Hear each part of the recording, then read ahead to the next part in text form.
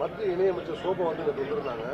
பாகிஸ்தான்லேருந்து தீவிரவாதிகள் தமிழ்நாடு வந்து இங்க தங்கி இருந்து பல்வேறு மாநிலங்களுக்கு போய் தீவிரவாத செயலில் ஈடுபடுறாங்க, தீவிரவாதத்துக்கு பயிற்சி கொடுக்குற ஒரு இடமா தமிழ்நாடு இருக்கு அப்படின்னு குற்றச்சாட்டிருக்காங்க. எப்ப சொன்னாங்க?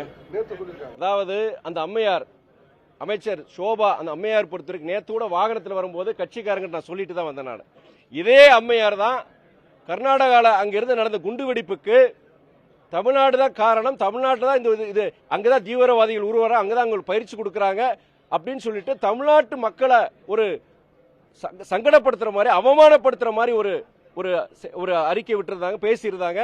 அதற்கு மன்னிப்பு கோரி அதுக்கப்புறம் அது பத்திரிகை ஊடகங்கள் மத்தியில் அதுக்கு மக்கள் மத்தியில் பெரும் கண்டனத்துக்கு ஆனதுக்கு அப்புறம் எந்த நிர்பந்தம் தெரியல, அதுக்கப்புறம் அவங்க மன்னிப்பு கேட்டிருந்தாங்க. மறுபடியும் நேற்று இந்த மாதிரி வந்து பேசியிருக்காங்கன்னா உண்மையிலே சொல்ற இந்த மாதிரி பிரிவினை சக்திகள் தான், பிரிவினை சக்திகள், பிரிவினை தூண்டும் இந்த இயக்கங்கள் தான் இது போன்ற பேச்சுகளை வரவேற்கும் சொல்லுவேன் நான். ஏன்னா ஒரு தடவை சொல்லி மன்னிப்பு கேட்டிருக்காங்க, மறுபடியும் இங்க தமிழ்நாட்டுக்குள்ள நான் சொன்னேன், தமிழ்நாட்டிலிருந்து வந்தவங்க தான் இன்னைக்கு கர்நாடகாவில் குண்டு வச்சாங்கன்னு சொல்லிட்டு தமிழ்நாடு மக்களே எப்படிதான் சொல்லி சொன்னவங்க வந்து என்ன தைரியம் இருந்தானா திருச்சி நம்மளுடைய தமிழ்நாட்டுடைய மைய பகுதி திருச்சியில வந்து அந்த கட்சிக்காரங்க வந்து இந்த அம்மையாருக்கு பேனர் எல்லாம் வச்சு பண்றாங்க.